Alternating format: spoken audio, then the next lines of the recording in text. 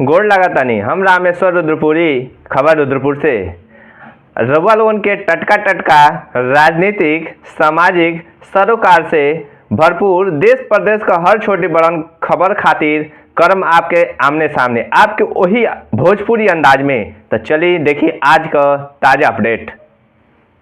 रुद्रपुर नगर के कूड़ा कचरा जवार के कई गो सड़की किनारे गिरवला पर एकरा खिलाफ अधिवक्ता दिहले पत्रक। अधिवक्ता गोपीनाथ यादव करोड़ों रुपए के लागत से बनल MRF कूड़ा निस्तारण केंद्र का उपयोग में लावे के मांग उठौले। रउआ के बता दी कि रुद्रपुर नगर पंचायत द्वारा कस्बा का कूड़ा कचरा जवार के कई गो सड़की के किनारे फेंकल जात बा, जौन से आवागमन करे वाला राहगीर लोगन के कूड़ा के बदबू से परेशान बा। रुद्रपुर तहसील के अधिवक्ता गोपीनाथ यादव जी बुध के दिने उप जिलाधिकारी रुद्रपुर के पत्रक सौंप के कार्रवाई के मांग कैनी।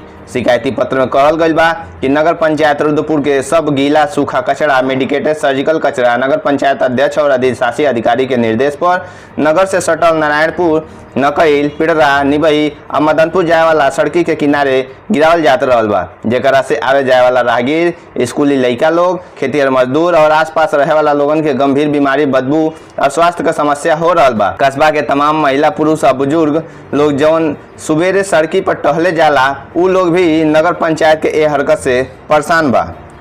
जबकि दुधेश्वरनाथ मंदिर से निबही जाए वाला रोड के किनारे नगर पंचायत का करोड़ों रुपया से लागत से बनल मटेरियल रिकवरी फैसिलिटीज MRF कचरा निस्तारण खातिर बनावल गईल बा, जौन खाली नुमाइशगी बन के रह गईल बा। जबकि पिछलका एक बरिस से तहसील दिवस और अन्य माध्यम से ई मामला के जानकारी दिहल गईल बा, बाकी अबहिन ले ओकर कोनो अस्थायी समाधान नहीं मिलल बा। अधिवक्ता गोपीनाथ यादव जी कहनी कि नगर पंचायत द्वारा कईल जा रहल ई कृत्य सार्वजनिक उपद्रव पब्लिक न्यूसेंस के श्रेणी में आवेला। नगर पंचायत द्वारा कईल जा रहल ए तरह का कृत्य प्रदूषण नियंत्रण बोर्ड द्वारा भी प्रतिबंधित कईल गईल बा। अधिवक्ता मांग कैले कि नगर के कूड़ा के कौनो भी लोक मार्ग, संपर्क मार्ग के किनारे और सार्वजनिक स्थान पर गिरावे पर तुरंत रोक लगावल जा और जहां भी गैर कानूनी ढंग से कूड़ा कचरा गिरावल जात रहल बा ओकरा पर तुरंत मिट्टी डाल के ढकवा के आदेश नगर पंचायत के दिहल जाओ। उनकर मांग बा कि नगर का कूड़ा के निस्तारण पर्यावरण के सुरक्षा के साथ मटेरियल रिकवरी फैसिलिटीज पर ही कल जा। खबर रुद्रपुर खातिर रामेश्वर रुद्रपुरी का रिपोर्ट। आपने आज तहसील में ज्ञापन दिया है, यह किस लिए दिया है? जी, मैं आपको अवगत करा दूं कि नगर पंचायत रुद्रपुर यहाँ पर जितना भी गीला, सूखा, सर्जिकल, मेडिकल कचरा जो होता है, इसे जो मुख्य मार्ग हैं, जो रुद्रपुर से सटे मुख्य मार्ग हैं, जैसे निबही मार्ग है, पिड़रा मार्ग है, नकईल मार्ग है, नारायणपुर मार्ग है, मदनपुर मार्ग है, इस रास्तों के किनारे जो लोगों के आने जाने का मुख्य मार्ग है, इसके किनारे कचरा गिराते हैं और इस कचरे से जो है राहगीरों को परेशानी होती है, स्टूडेंट्स को परेशानी होती है, खेतिहर मजदूरों को परेशानी होती है, आसपास जो रहने वाले गांव के लोग हैं उनको भी परेशानी होती है।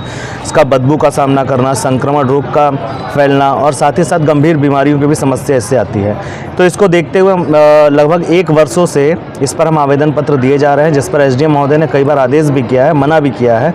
तो ये क्या करते हैं, एक रोड से गिराते हैं, फिर दूसरी रोड पर चले जाते हैं, फिर दूसरी से तीसरी पे चले जाते हैं, ऐसे में ध्यान आकृष्ट नहीं होता है। तो इस बार जो है हम सभी रास्तों को लेकर के और ये आवेदन पत्र दिए हैं कि SDM महोदय इस प्रकार के पब्लिक न्यूसेंस को तत्काल रोका जाए, जिससे लोग जो है क्षति हो रही है और उसके स्वास्थ्य पर भी जो है अनुचित प्रभाव पड़ रहा है।